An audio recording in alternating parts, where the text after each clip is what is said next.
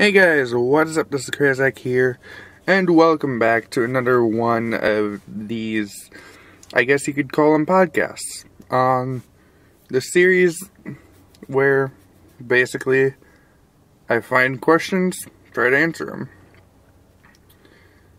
This week, I've really struggled coming up with an idea for you, but it's been an interesting journey, and it's brought me about to try and answer probably one of the more difficult questions that people have asked.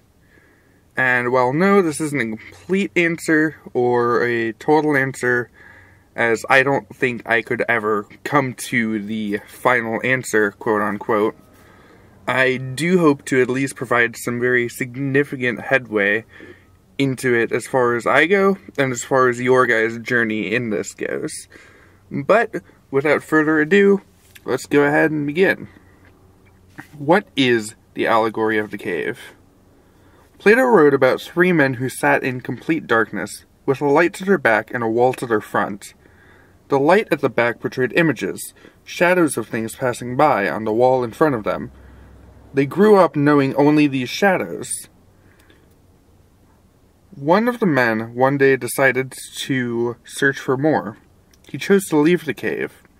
Upon exiting, he was overwhelmed by the things like the light, but as his eyes adjusted, he realized the shadows he would witnessed his whole life were real, and he was filled with the wonder of shapes and color and depth and all of these things that before he didn't know to be real, but now realized that this was more real than the life he had ever known.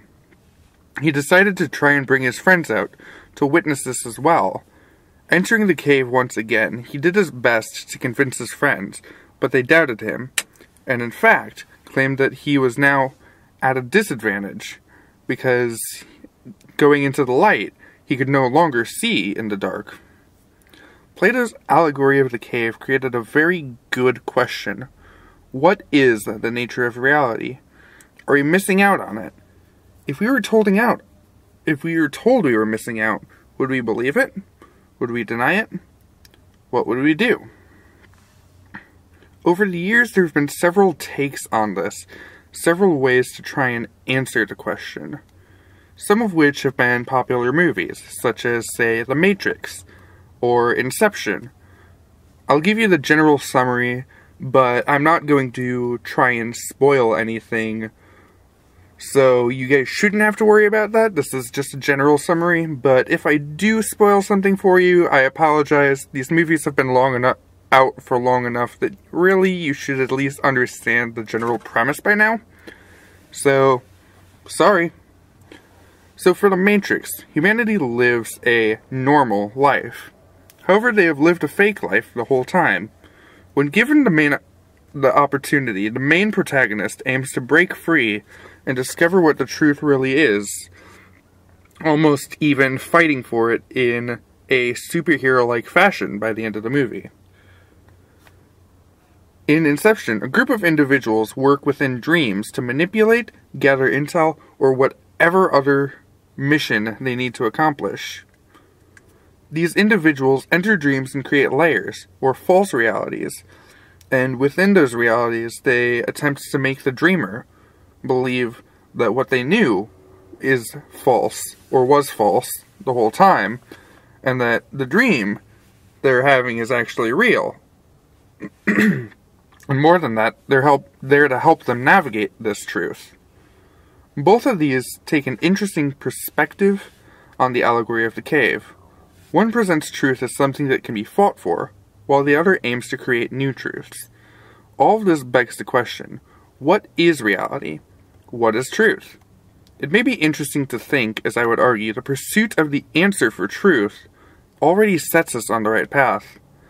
The fact that we have logic, philosophy, science, and all the more that aim at finding the truth.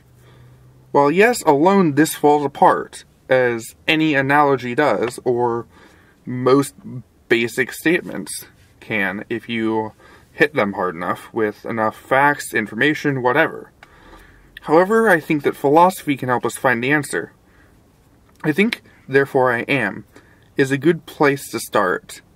Building from the ground up, we can figure that we, at the very least, must exist. If the very rest of reality as we know it was fabricated, was all a lie, we can realize that at least our existence is concrete, and we can build from there. Nothing in existence can deny us the fact that we exist. With that, it is likely possible to look into the allegory of the cave and come out with an understanding of reality. More than this, though, I would continue to argue that theology supports philosophy. Not only does it support the ideas of existence and truth, but also serves to show us purpose, mission, and coexistence, among other things. Faith, religion, is not blind, therefore, but something brought about by evidence. Be it concrete, as in we can sense it, abstract, such as the philosophical, or spiritual, such as experience and the existence of a higher power. To sum it up, religion is not the enemy of science and philosophy, but rather a means by which to inspire the search for truth, and a way to solidify the evidence is found to be true. A long enough study into what reality and science philosophy is leads to the answer that there is indeed truth to be found in religion, and that it is not simply worthless, as culture tends to believe, or blind, as those within the circle of religion, or various churches, you could say, make it out to be. With all of that, I believe the evidence is there to support that the search for answers helps us to determine the nature of reality. As such, studies such as science, philosophy, and even theology are more than relevant tools to help us come to conclusions. Well, no, these conclusions cannot be proven beyond the shadow of a doubt, as they say. It is in that doubt that we grow in question and search to the point that denying such bold evidence is what truly becomes blind faith. Perhaps it could be said that denying such things, such truths, is the true meaning of choosing to remain in the cave. With that, though, guys, that will wrap it up. It is a bit of a shorter one. I wrote this one out for you guys, so yes, it was actually a bit scripted, but I thought it was pretty deep. I really enjoyed writing it for you guys, and I'm hoping that you enjoy it too. But without further ado, I've got to get back to what I've been doing, so keep up with me. If you like what you see, leave a like. If you're new to the channel, please subscribe. By all means, I think it's very possible that we could hit 50 subscribers soon.